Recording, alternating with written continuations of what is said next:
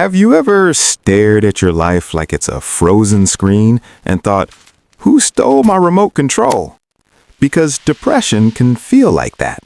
Not sadness, more like your soul's Wi-Fi is connected, but the internet is down.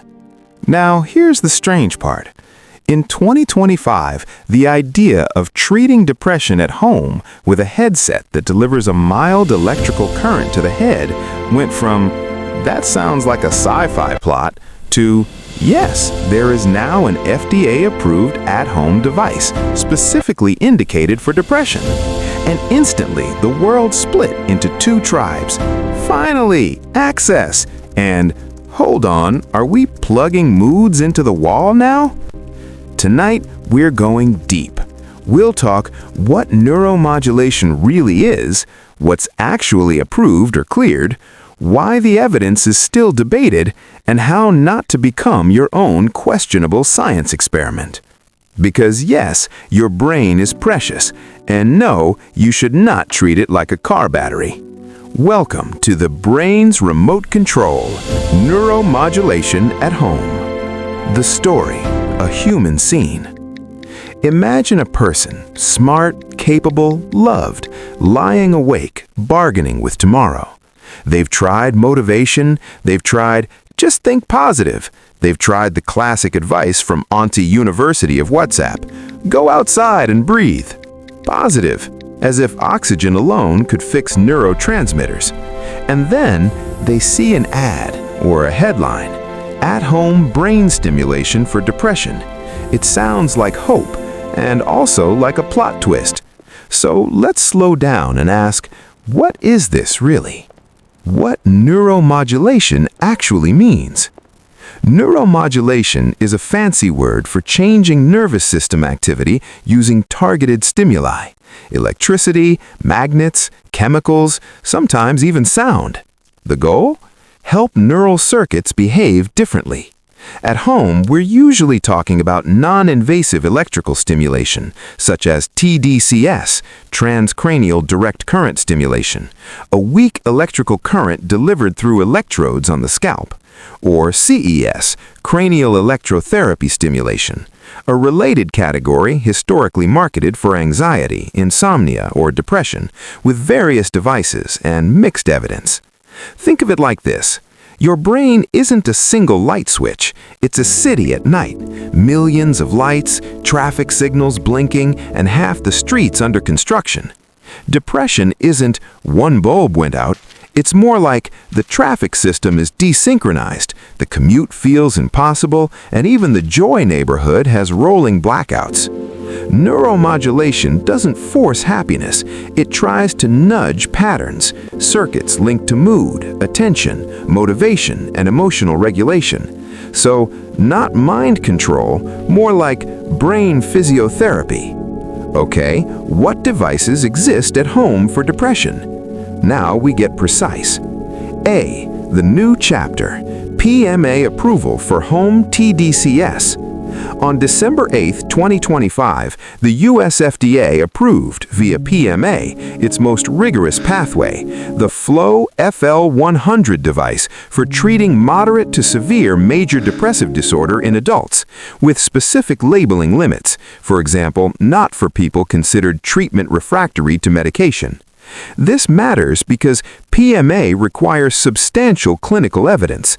The approval includes safety and effectiveness data summarized in US FDA documents, and yes, major outlets covered it as the first FDA-approved at-home brain stimulation device specifically for depression. That's a genuine regulatory milestone. B. The older world, CES devices. CES devices have existed for decades. Some were cleared via the FDA's 510(k) pathway for conditions like anxiety, insomnia, or depression, and sometimes marketed with depression-related claims. But here's the nuance. Regulatory clearance is not the same thing as universal scientific agreement on effectiveness. Coverage policies and systematic reviews often reflect ongoing uncertainty. Translation, a device can be legally marketed while scientists still debate, effect size, study design, placebo influence, and which patients benefit most. And that brings us to the battlefield. Why the efficacy debate is still on fire. Neuromodulation debates don't exist because people hate hope. They exist because the brain is complex, variable, and extremely good at placebo responses, especially when you're wearing a headset that practically announces, "I am science." Here's why the debate continues. 1. Effect sizes can be modest. Meta-analyses of CES and similar methods often show mixed results. Conclusions change depending on which studies are included, which populations are studied, and which outcomes are measured. 2. Blinding is difficult. If a device causes tingling or sensations, participants may guess whether they're receiving active treatment. That can influence results. 3. Depression isn't one condition. Two people can share the same diagnosis and have completely different biological drivers.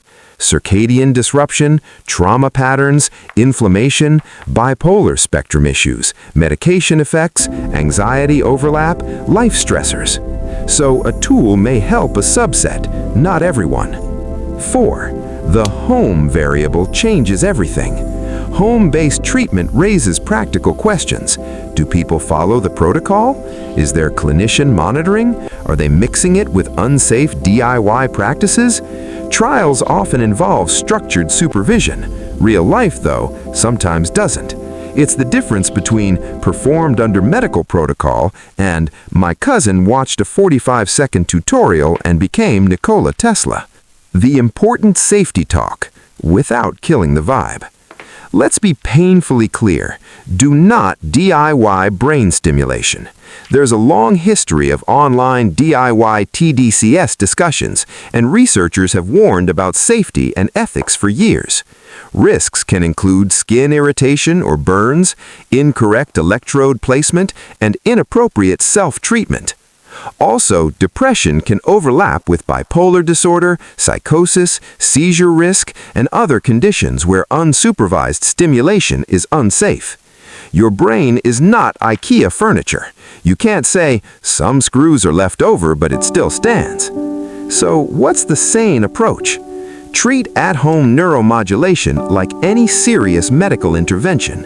Proper diagnosis, clinician involvement, correct device, correct labeling, and ongoing monitoring. If someone sells you a miracle box with vague claims and no medical pathway, be skeptical. If it claims to cure everything from depression to bad vibes to your ex texting back, run.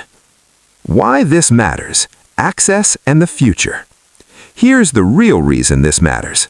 Depression is common, treatment access is uneven, and many people don't respond fully to first-line care. So the promise of at-home neuromodulation isn't a magic zap, it's access. For people far from clinics, for people needing options beyond medication alone, for people wanting integrated, supervised, tech-enabled care. The FDA's PMA approval for a depression-specific home tDCS device signals a shift in what mainstream medicine is willing to validate, with evidence and limits. And the debate continues, because science does what science does. It argues, it tests, it revises, and it refuses to pretend the brain is simple. Landing, the trail out of the rabbit hole. So here's the takeaway. Yes, at-home neuromodulation for depression is now real in a new regulatory sense, most notably with the Flow FL100 PMA approval in December 2025. Yes, electrical stimulation devices have existed for years, but the evidence conversation is uneven and still evolving.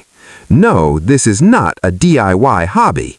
And yes, the future likely looks like clinician-supervised at-home neurotechnology combined with therapy tools, monitoring, and personalized treatment plans, not random zapping.